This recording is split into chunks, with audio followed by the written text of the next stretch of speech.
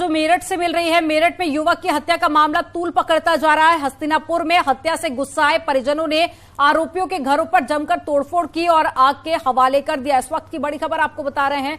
गुस्साए परिजनों ने पहले पत्थर बरसाए और फिर घरों में आग लगा दी। मौके पर एसएसपी समेत भारी पुलिस फोर्स तैनात की गई है और गांव को छावनी में तब्दील कर दिया गया। घटना मेरठ के थाना हस्तिनापुर क्षेत्र के पगला गांव की है, जहां पर देर रात शाम 24 साल के युवक विशु की हत्या कर दी गई थी।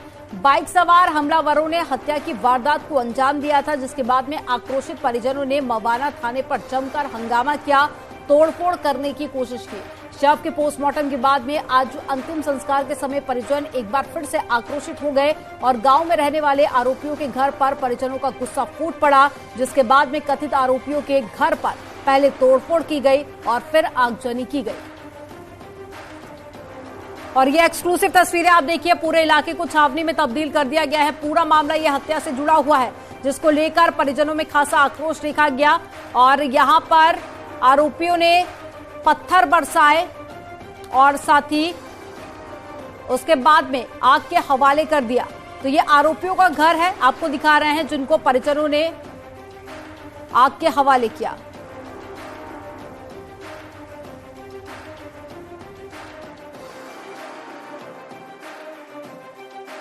थाना हस्तिनापुर के अंतर्गत एक पलड़ा गांव में एक युवक है, उसकी गोली मारकर हत्या कर दी गई थी और जो युवक है उसको घर वाले अस्पताल ले गए थे, जहां उनकी दुखद मृत्यु हो गई थी।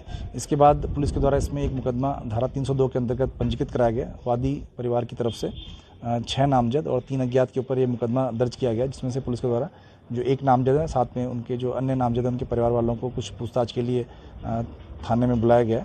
और इसके अलावा जो युवक का जो पोस्टमार्टम है वो भी हो चुका है, युवक का अंतिम संस्कार है वो भी हो चुका है और गांव में पुलिस फोर्स एहतियातन लगाया गया है, क्योंकि गांव में मिश्रित आबादी रहती है, गांव में अन्य जातियों के लोग भी रहते हैं, इस वजह से यहाँ पे अतिरिक्त पुलिस बल लगाया गया। और ज्यादा जानकारी के साथ में निखिल अग्रवाल फोन लाइन पर जुड़ गए। निखिल का रुख कर लेते हैं। निखिल, क्या है ये पूरा मामला और परिजनों में हत्या को लेकर आक्रोश देखा जा रहा है, क्या प्रशासनिक कार्रवाई अभी तक नहीं की गई है?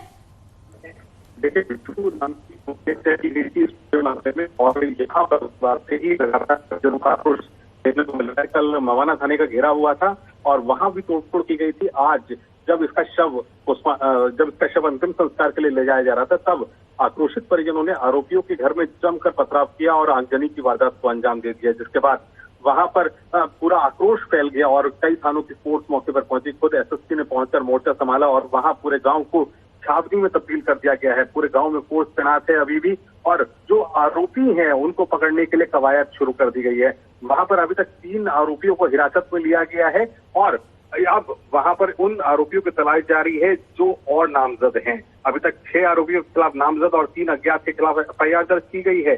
परिजनों का आक्रोश यही है कि सभी की गिरफ्तारी हो। वहीं एसएसपी का कहना है आगजनी करने वाले और पथराव करने वाले भी बख्शे नहीं जाएंगे। न्यूज 18 एक्सक्लूसिव तस्वीर अपने दर्शकों को दिखा रहा है कि किस तरीके से गांव इस समय छावनी बन चुका है, वहां पर पथराव किया गया, वहां पर आगजनी की गई है। और जो एक्सक्लूसिव तस्वीर न्यूज 18 अपने दर्शकों को दिखा रहा है, ये मेरठ के थाना हस्तिनापुर क्षेत्र के पलड़ा गांव की है, जहां विशु की हत्या हुई थी और उसके बाद ये आक्रोश यहाँ पर नजर आ रहा है। जी निखिल, परिजनों से क्या बातचीत हो पाई है? प्रशासन की तरफ से अभी तक क्या कुछ कहना है? देखिए, परिजनों का साफ तौर पे ये कहना है कि क्यों ये हत्या की गई, वर्चस्व इतना ज्यादा हावी कहाँ से हो गया कि इसमें हत्या की नौबत आ गई। और जब हत्या हो ही गई है तो ऐसे आरोपियों को सख्त से सख्त सजा मिलनी चाहिए, उनकी तत्काल गिरफ्तारी होनी चाहिए। तो पुलिस प्रयास तो कर रही है कि सभी आरोपियों की गिरफ्तारी करने के लिए, लेकिन अभी तक 3 लोगों को हिरासत में लिया गया है। 2 समुदायों से जुड़ा ये मामला है। दूसरे समुदाय के युवक पर आरोप है कि उन्होंने वर्चस्व की जंग को लेकर हत्या की वारदात को अंजाम दिया है और अब ऐसे में यहाँ पर माहौल गर्मा चुका है।